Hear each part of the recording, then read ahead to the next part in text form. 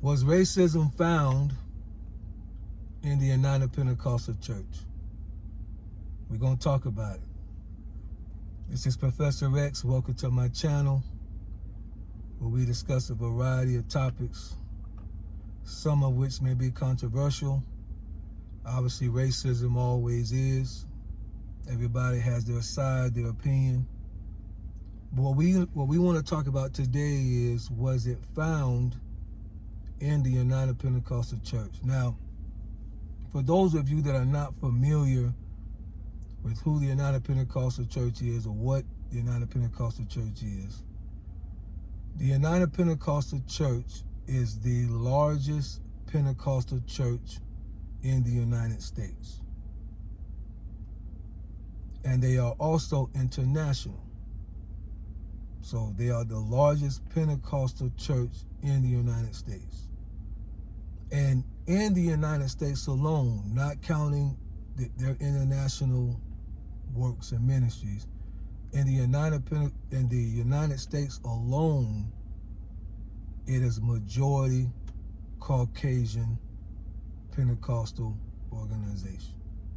Now, if you add their international work, then the Caucasian number obviously will go down. But in just the United States, it is a majority Caucasian organization. And I want to say at the beginning that this video is not to bash, it's not to lash out, it's not to try to get back at somebody. It's none of that. It's none of that. I know from growing up in the church, from growing up around religion, a lot of times if somebody don't see eye to eye with the established order, it can be deemed that they have a bad spirit or a bad attitude.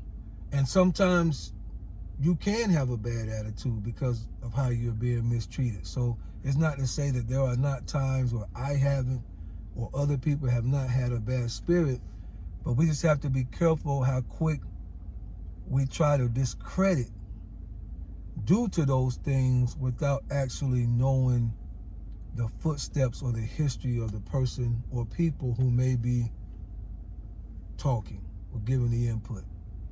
So I just want to preface it with that. I am in no way trying to bash the United Pentecostal Church or any of its leaders or anyone that I may name on this video. I have family that is still in the United Pentecostal Church. I have family that are pastors in the United Pentecostal Church. So let's be very clear. I visit on occasion to this day because I have family that's in it. I will visit their church on occasion. But to give a little background for me, I was raised in it. I was raised in the United Pentecostal Church. My family spent, I would say my parents got saved 1980 or so, and they're still in it. And me personally, I've spent over 30 years in the organization. And during that time, even from a child, from a teen, I have attended everything that they had to offer. I went to their youth camps. I went to their youth rallies. I went to the district conferences. I went to their general conferences. Even attending one of their Bible colleges in the Midwest in the late 90s. Which, by the way, I was politely asked to leave because of how I handled two racial situations. And I know that the human mind now, y'all want to know what was the situations. Well, I'm going to tell you. Thankful for YouTube. It allows an opportunity and a platform to be able to share your life. And here it is. When I was at one of their Bible colleges in the Midwest, I'm not going to say which one it was, but you probably can figure it out. We had a situation where there was a Caucasian girl that was attracted to me in Bible college. And one of the I was just a freshman. I didn't make it past the first semester, really. One of the upperclassmen had called her a ninja lover. But he didn't use the word ninja. And she told me about it, and so I went and talked to the powers that be about it, which he did not handle it in a good way at all. Basically, he told the young man, don't do it again, or I'm going to let, and he said my name, I'm going to let John Doe loose on you if you do it again. And he had already done it on several occasions. So I was already like, no, this ain't right. The second one, which broke the camel's back for me, is they was doing a Christmas banquet. And a lot of them would quite naturally ask, the guys would ask one of the females, do you want to go to the banquet with me? Now, let's be very clear. Let's be very clear. I already told you that in the United States, the United Pentecostal Church is a majority Caucasian organization. So if you reduce that down to just young adults at a Bible college, that ratio gets even more reduced. You feel what I'm saying? As far as any minorities that may be there. So when, in my story, this is my story, so I just tell it.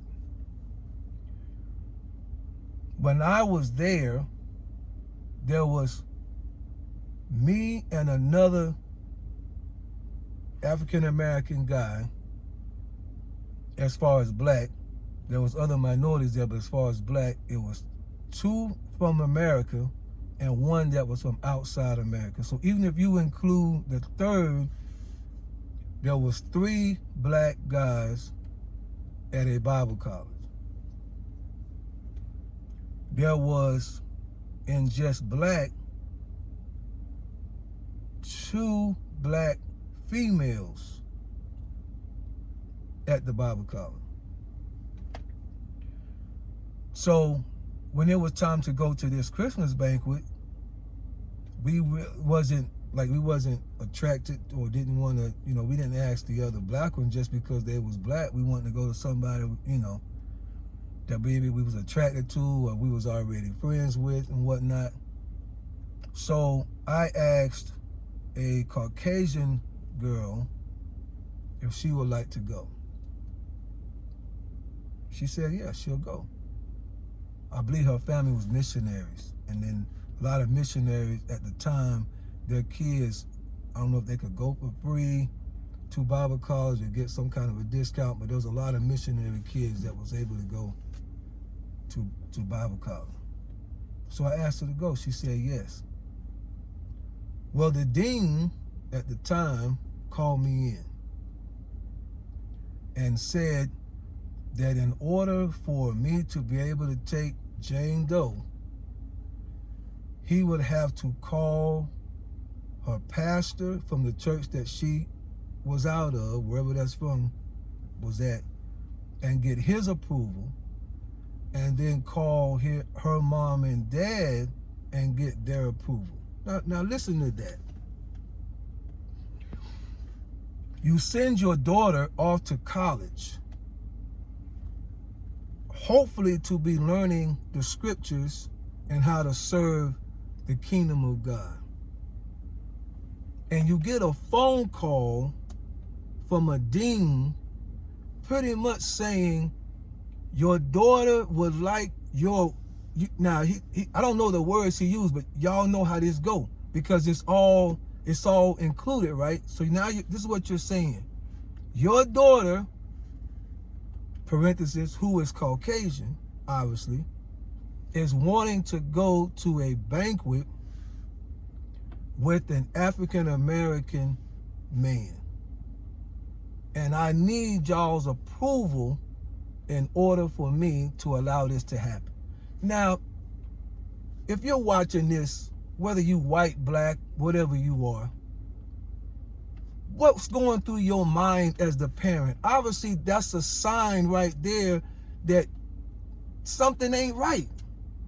Why would you say yes to that if the dean himself is calling you to say this is what your daughter wants to do and I need your approval? We already know, let's just be honest, most people is going to say if it's that much of a difficulty, she don't need to go with him.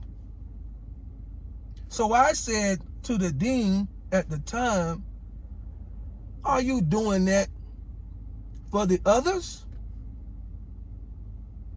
Did you do that for the one that was from, because the other guy that wasn't from the United States, he was from Africa, did you do that for him? No, he didn't do it. So, yes, I had an attitude and I spoke my mind.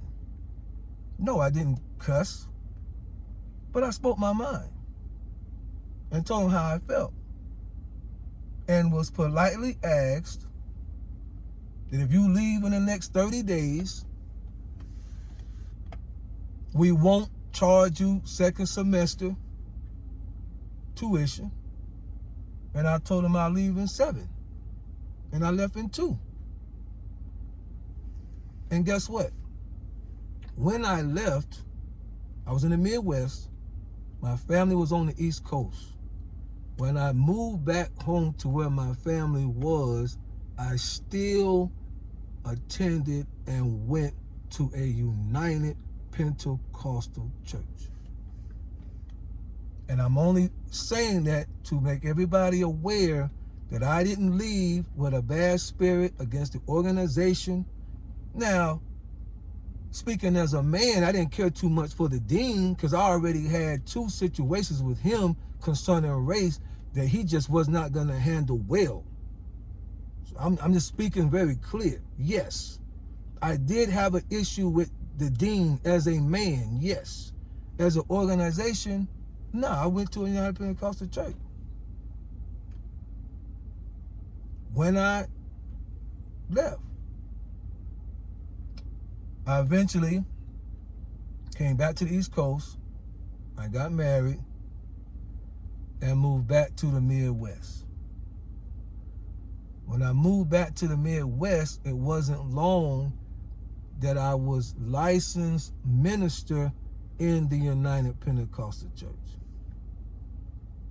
So again, I'm just saying that to show I have no ill will against the United Pentecostal Church. I stayed with them all the way through. It's what I knew. It's how I was raised. And I stayed with them. Now, and this video may go long and I apologize. Let me speak, if I can, over or on growing up in the United Pentecostal Church and just how I felt growing up in it.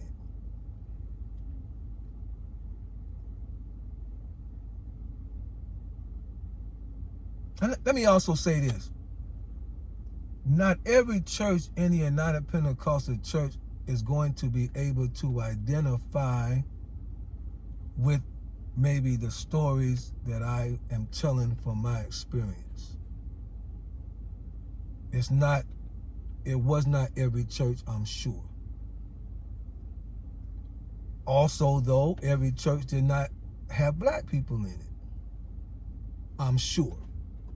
But remember, I went to the conferences, I went to the rallies, so I seen the race of the kids that's coming. And more times than not, unless it was at a statewide conference, like a youth convention that we would do once a year, out of, let's say, 2,000 kids, there would be maybe 10 blacks out of 2,000 kids. Now, that's not necessarily a fault of the organization. It's just what it was. That's when they say not every church is going to be able to identify, so therefore they may not agree with what I'm about to say. But this is me. I'm speaking on how I felt in the organization as a teen. My father was in the military, so we drove from the military base my dad was at. We drove 30 miles to go to a church. My dad went to 2 churches when we first moved there. One was closer to the base that he was at, and one was 30 miles away. He visited the first one. We visited the second one that was further. The first one was smaller.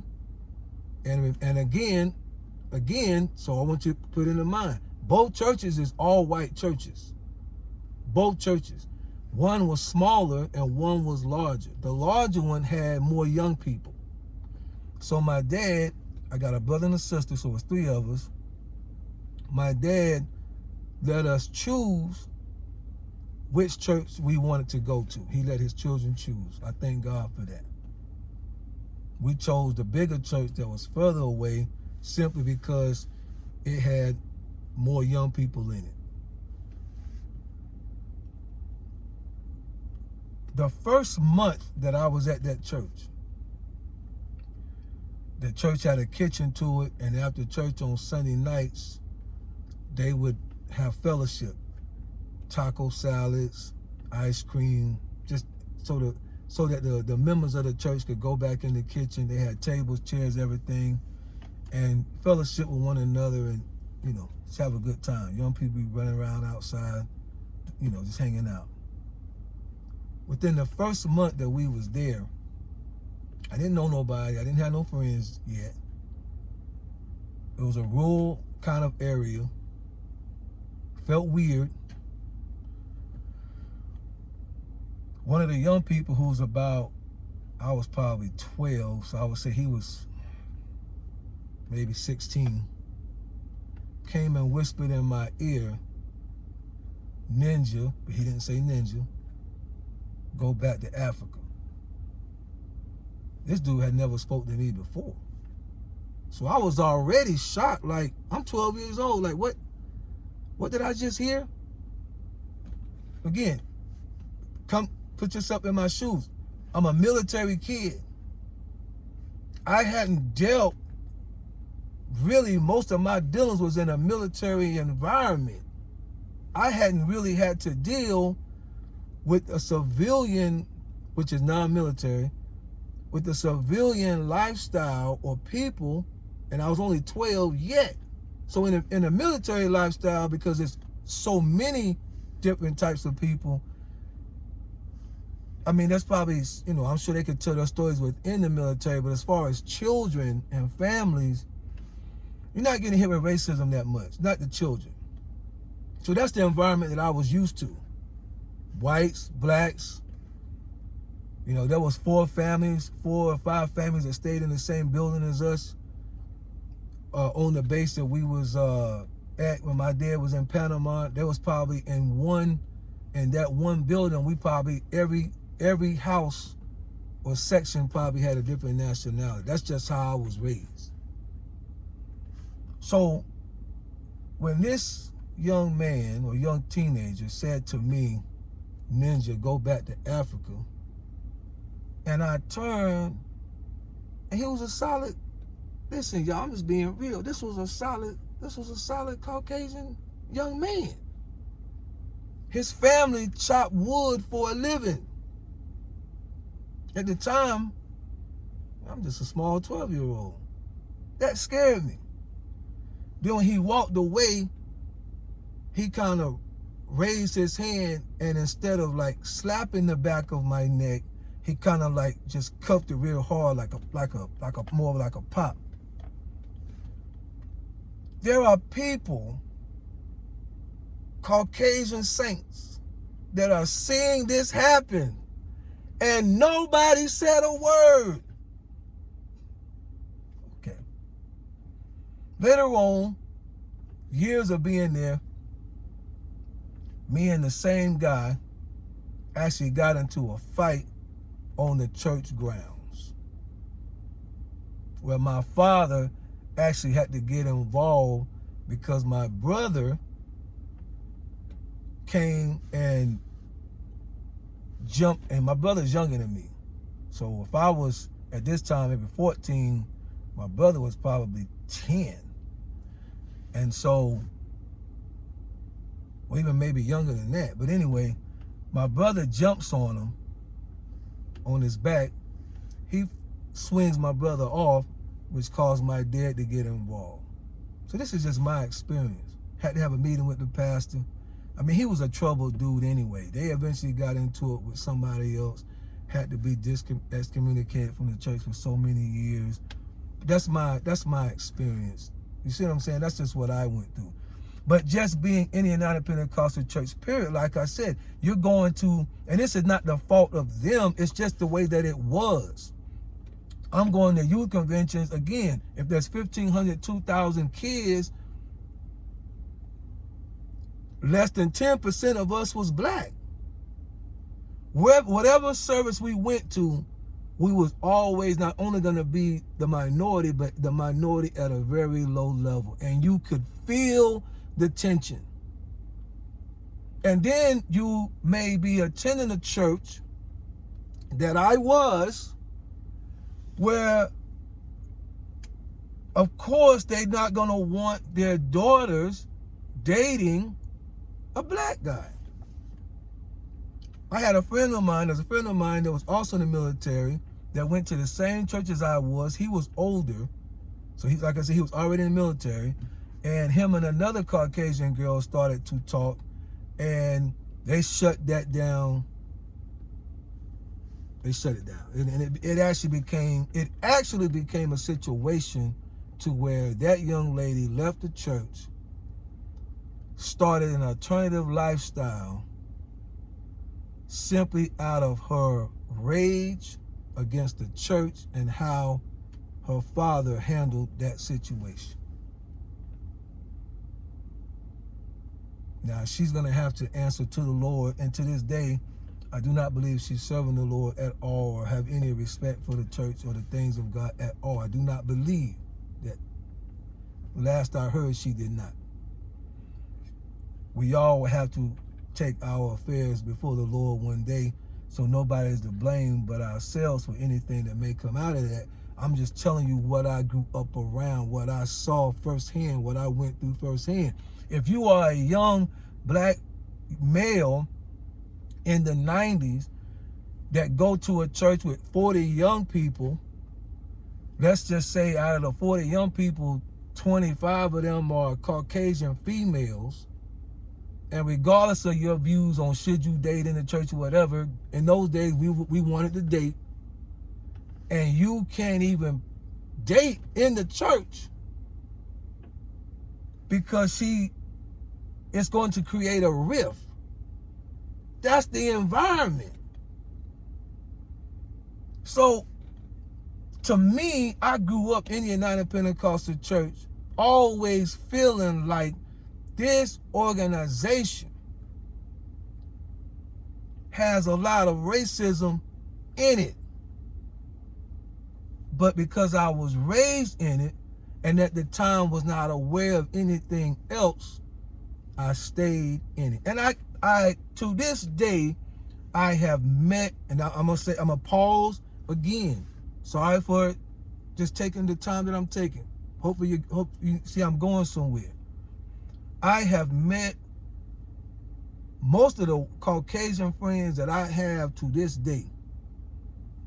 I met in the 80s and the 90s and the early 2000s. Most of the Caucasian friends, we are still friends today that was in the United Pentecostal Church I met 30 years ago. So this isn't anything against Caucasian people. Let's be very clear. Just telling you the situation. So let me move on. The current overseer today of the United Pentecostal Church. Give me a sip of drink real quick. 1 second. The current overseer today of the United Pentecostal Church is a man by the name of Bishop David Bernard. Now, David Bernard himself, to me, is a genius. When I got my ministerial license, if there was, I don't remember the number of books that we had to read, but I'm just going to say if there was 10 books that we had to read, 6 or 7 of them he wrote. Phenomenal mind, phenomenal thinker, great guy, great spirit. I take nothing from him. I came across a video he did on his YouTube channel about a year ago called, "Was the UPC Founded on Racism?" Because, and I didn't talk to him to ask him, but I'm sure that the United Pentecostal Church has taken a lot of flack and a lot of hits from people who felt that due to the time that they was formed with Jim Crow laws and segregation and all of the racial tension that was going on, that the United Pentecostal Church had been founded on racism. I watched his video back to back. I watched it twice. I watched the whole thing and I went back and watched it again from the lens of my own experience. And I thought to myself, after I watched it the second time, it was his video, so he can title it what he want. But I thought to myself, to get the real answers, maybe that's not the right question to ask. So that's why I gave the title that I gave for my video, to see if we could go a little deeper. Was racism found in the UPC? In the video, Bishop Bernard speaks on the history of the United Pentecostal Church. He talked about how it was formed. He talked about the issues in society at the time, the efforts that they made to overcome it. And where I'm going to pick up is at the 15-minute mark of his video. That's where I'm going to pick up. And if you want to see the video, I'm going to leave it in the description below so that you have a complete understanding if you want to go back and watch. I'm going to try to tell you what was going on, and I should be able to tell you where you can catch it. But if you actually want to go back and watch it, the video will be in the description below. So please watch it and comment on his channel, and hopefully you can enjoy it. But he speaks at the 15-minute mark, so I'm going to pick up at. He speaks on that during the time the United Pentecostal Church was formed, due to prejudices in southern states, some of the black people that was in the organization had actually left and went to another organization that was already formed, called what we call the PAW, but it means the Pentecostal Assemblies of the World, which was a small Pentecostal organization, but the difference is it was majority black. So that's going to be one of the major differences between even today the United Pentecostal Church, which is the largest, and the PAW, which is one of the oldest, is United Pentecostal Church majority white in America, PAW majority black. So he spoke on why some of the blacks left the organization and some stayed. And it's at that point, around the 15-minute mark, that I believe that the stigma of the United Pentecostal Church has remained. Because what was not mentioned in Brother Bernard's video was the outcome of those who did stay. The outcome of the ministers, especially the black ministers, the outcome of them, it really wasn't mentioned. So in an article entitled "The Racial Divide in the United Pentecostal Church," written by Scott Lloyd, in just this past October 2024, and I'm also going to link the article in the description below. Please go and read that. He kind of fills in the blanks. He's not doing it on purpose, but just in his blog, it's going to fill in the blanks that I feel Bishop Bernard kind of left off. And Mr. Lloyd says that Southern white preachers did not like the idea of black officials or ministers signing their fellowship cards. In other words, they did not want black ministers to be officially a part of the United Pentecostal Church as far as having a say. In other words, being a true member. So because the Southern white preachers did not like that idea, check this out. Because of that, the UPC leaders at the time chose to exclude black ministers from membership. So you could attend a United Pentecostal church, but if you was a black minister, you could not be a member of the United Pentecostal church. He also went on to say that they didn't have an official policy about race, but in practice, they kept black and white churches separate. So again, you could be a black person in the United Pentecostal Church, but you could not officially be a part of the United Pentecostal Church, and even those churches continue to be segregated. There's a column of the article called "The Effect of Racial Segregation on the United Pentecostal Church Structure." Now, I'm not going to try to memorize what he said, but I do want to quote what he said. Listen to this quote.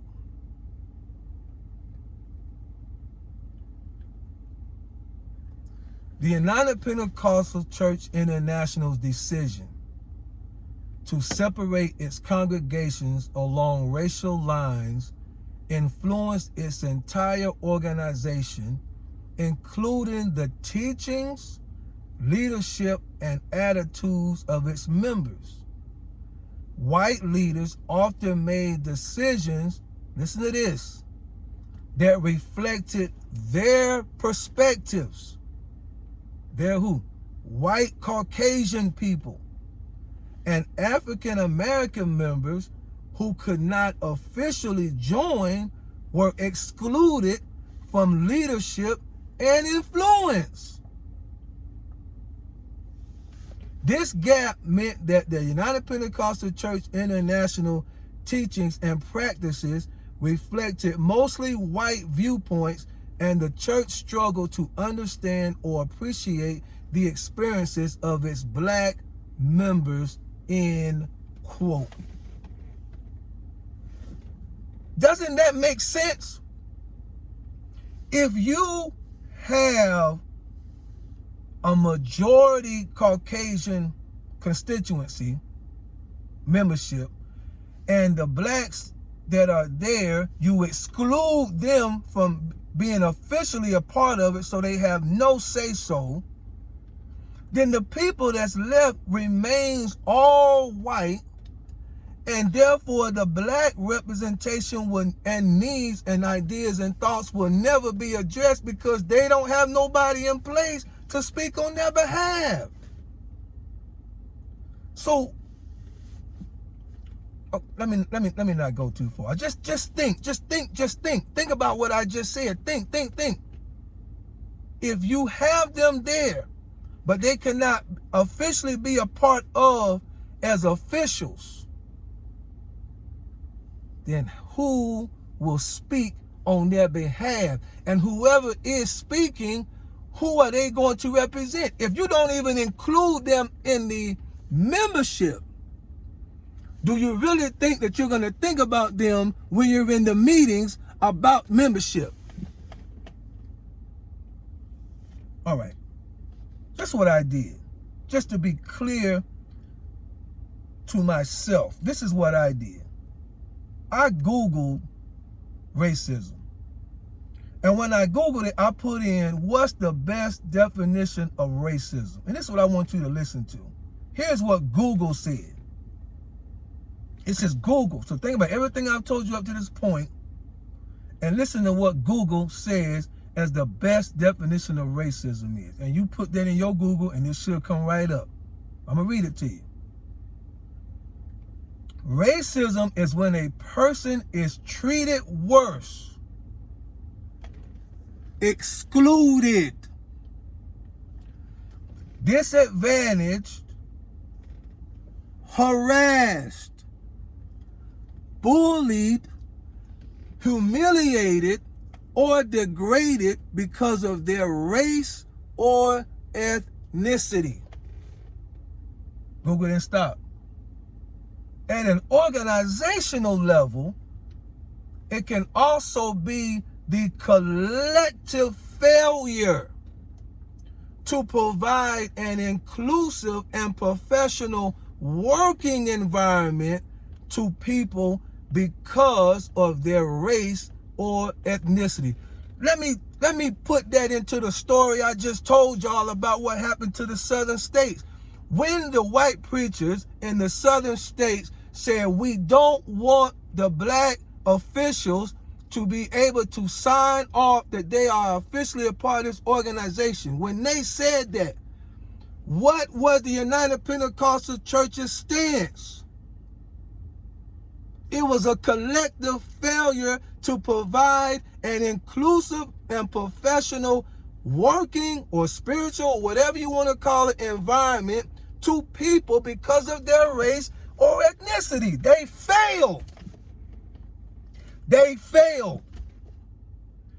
They should have said, if we are going to have African American people as a part of this organization, then we cannot stop them from being members and having a voice or a say in this organization. We must give them influence and the power to have the same rights to speak and be a part of and vote and express as the rest of us. But they didn't, so they left.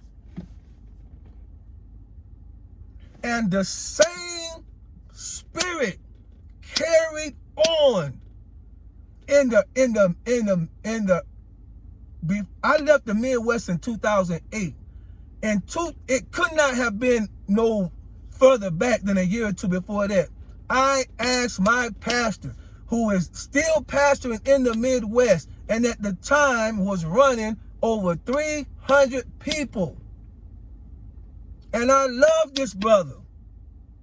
He was my youth leader before he was my pastor. I love this brother. I played basketball with him. I stayed the night with his brother. I wore his cologne as a teenager. I wore his suit jackets as a teenager. I love this brother, but I asked this brother, so you can understand where I'm coming from. I asked this brother, we'll say 2006, where is the representation of black leadership? I didn't even know this article. This article was not even made to 2008. The one that Brother Mr. Scott Lloyd wrote, and Google didn't come around. I didn't even know this information was out there. And I asked this brother, who was my pastor at the time, where is the African American influence on the decision making and the general board? And his words to me, God is my witness, maybe there are none that's qualified. How in the world in 2006, the black people that have been a part of that organization in the 90s, you know how many black ministers that they had in the organization? We used to go to a conference, which I was only able to make one, but there was a conference that went on once a year that the United Pentecostal Church supported and sponsored. And at the time, we called it Evangelism into the black community. I think now the word has changed to building a bridge or something like that. But at the time, it was called Evangelism into the black community. And when I went, I think I went once or twice, but when I went, that's when you will see a great number of African American families and ministers and preachers and singers. All, I've never seen that. Not from the United Pentecostal Church. I hadn't seen it as a whole because, like I said, normally you go somewhere, there's only 3 black people. You go to a men's conference, and the whole conference, it might have 5 black people in it. In the whole conference. You know, you have 500 men, 5 black people. And it'll be, okay, say one of me, one's my dad. But when we used to go to the Evangelism into the black community, which was a conference that was supposed to educate Caucasian and even other ministers, but it was supposed to, we'll just say primarily, how to teach and help teach Caucasian ministers on how to reach the African American community. I want you to listen to that. Listen to that. Listen to what I just said it was supposed to be for.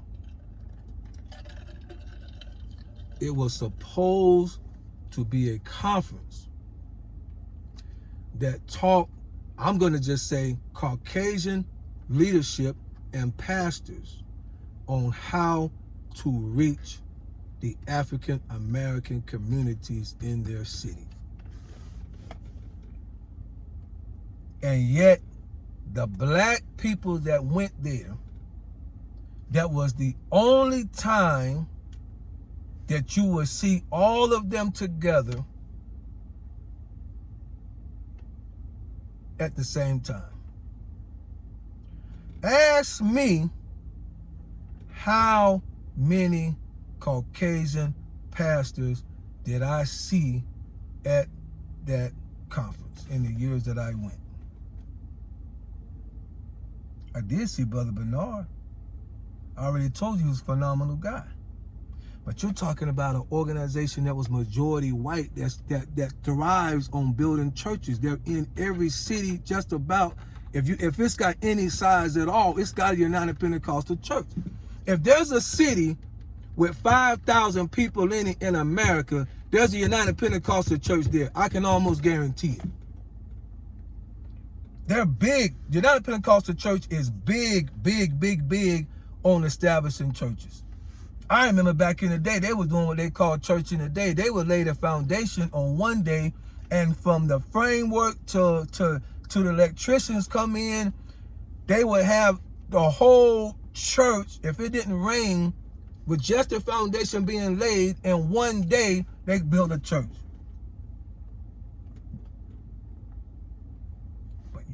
But a conference entitled Evangelism into the black community as a supposedly to be effort to get more blacks the gospel message, at least from the United Pentecostal churches, from their efforts.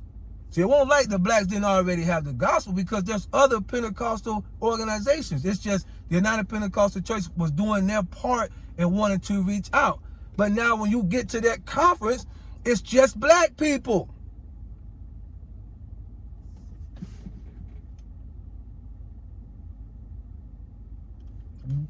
Listen, and I'm just speaking my experience, and I'm gonna say this in less a minute and get off the subject. That conference should have been black men teaching seminars to Caucasian pastors about our culture and what it would take to reach black people. Period. We live in a society where, especially when it comes to religion and spirituality, first of all, Christianity is already seen as the white man's religion. So now if you're a part of an organization that's majority white, that's 2 strikes. And you need real black men and women. And I'm going to say it this way, not just token black men and women. token black men and women, but you need real black men and women that was led by God to sit down to really show and teach this is what it will really take. And knocking on doors or passing out literature is not going to cause black people to really move towards an all-white organization. So when I went to those conferences, of course I was excited to go, because once a year, you with your culture, the music has changed. If you was from a rural area like I was, it was, almost folk music sounding like when it comes to this, to sing the praise, and it has advanced since then, but it's almost like the song service is almost, you can play it up with banjos and accordions. Like, I mean, everybody has its own culture, so I'm not downing it. I'm just saying, as a black person in that, like, you really can't even get down. Like, you having a, I mean, we laugh and joke about it, but Caucasian people know, for the most part, they don't clap on the same beat as we do. Y'all know that. Y'all know this. I mean, we joke about it. You ain't got to. Everybody's different. But just imagine so then you go up in there all the time, and then you go to a conference where it's all black, everybody's clapping on beat. You see your own kind, and then we're excited. But then you realize that the purpose of the conference is not even being achieved. So let me get back to the topic, and so I can let y'all go. The question is, was racism found in the United Pentecostal Church? Here's my answer. Yes, it was. Yes, it was. Yes, it was. And if you listen to the ending of Brother Bernard on this same video, he's going to say again that we have a lot of minorities internationally, but in the United Pentecostal Church, in America, the United Pentecostal Church pretty much represents the numbers that's in the society. So it's still going to be staggered like that. And if you listen, he's still going, go listen. He's still going to pretty much confess that in the United States, we still don't have qualified black ministers like we should. And he's gonna, of course, he has to speak because he's the bishop of the organization. So listen, I'm not blaming Brother Bernard. Brother Bernard is a very intelligent and wise man. Everything I'm saying, I'm sure he will agree with. He may not be able to say it, he may not want to say it, but he knows it's true. In his position, there's certain things he can't say, there's certain things he probably shouldn't say. I get it. Just listen to him. He gonna say it. In his own way, he's gonna admit, we still don't have black ministers. I'm not saying they don't have any. Now you can be a black minister and join. I'm not saying that. But listen to what he's saying. The influence that black people would need, they're still to this day working on that. Does that make the United Pentecostal Church the worst? To me, it does not. When I was a teenager, I probably would have thought, yeah, it's the worst. But as I got older and realized that man-made organizations, they're flawed. If you go over to the Pentecostal Assemblies of the world, which is majority black, you think they perfect over there? If you go to the Church of God in Christ, which is a Pentecostal organization, you think they perfect over there? No.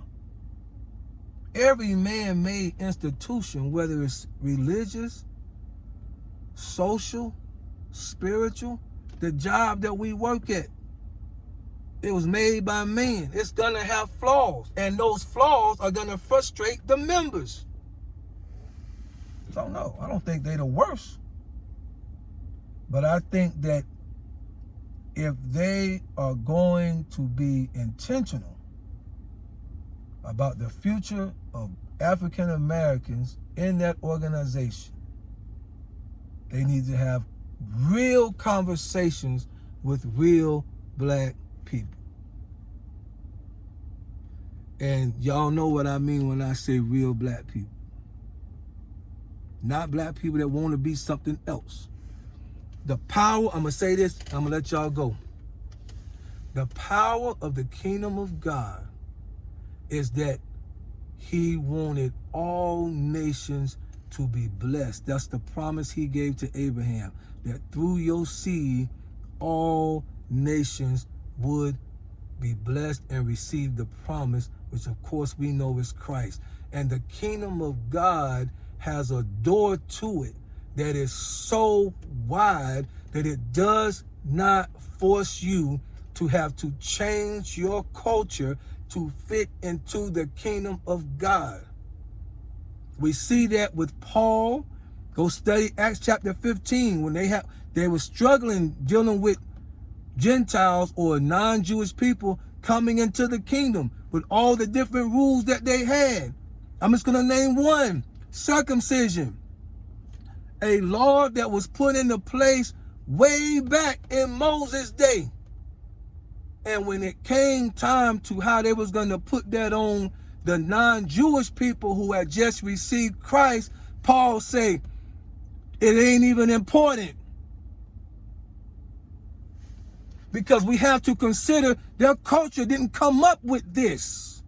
This was a Jewish culture. This was a Jewish culture, a Jewish right, a Jewish situation that God gave to the Jewish people because he was showing them, which they didn't know it at the time, but by this circumcision, one day I'm going to circumcise your heart the same way you have your boys circumcised. And I'm going to do it by my spirit.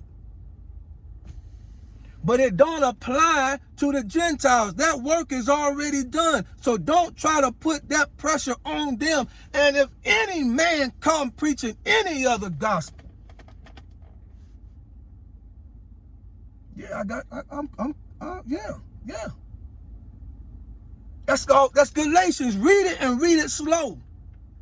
Read Paul, who was a Jew. Read Paul, who was a Jew. Was racism found in the United Pentecostal Church? Yes, it was. It's still there. And how is it going to change? We need somebody that's a Jew to stand up and say, maybe we made some decisions that are not beneficial to everybody that's among us now. It's easy to make a decision when it's just you, but we've got other brothers and sisters now, and we got to make different decisions, and just maybe,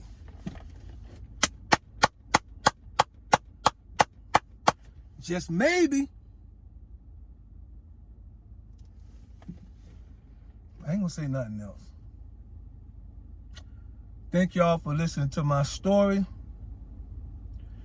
If I have caused your mind to ponder anything, I ain't say agree. You don't have to agree. Majority of what I said, I read off, I quoted off, or I told my own personal experience with no lie. So but you don't even have to agree on my personal experience. But if it made you ponder and think and analyze and say, is it true? Could it be true? Yes, I've seen it. Yes, I've heard of it. Just give me a thumbs up on the video. You can post a comment. Just give me a thumbs up. Anyway, y'all be blessed. Let's all see Christ.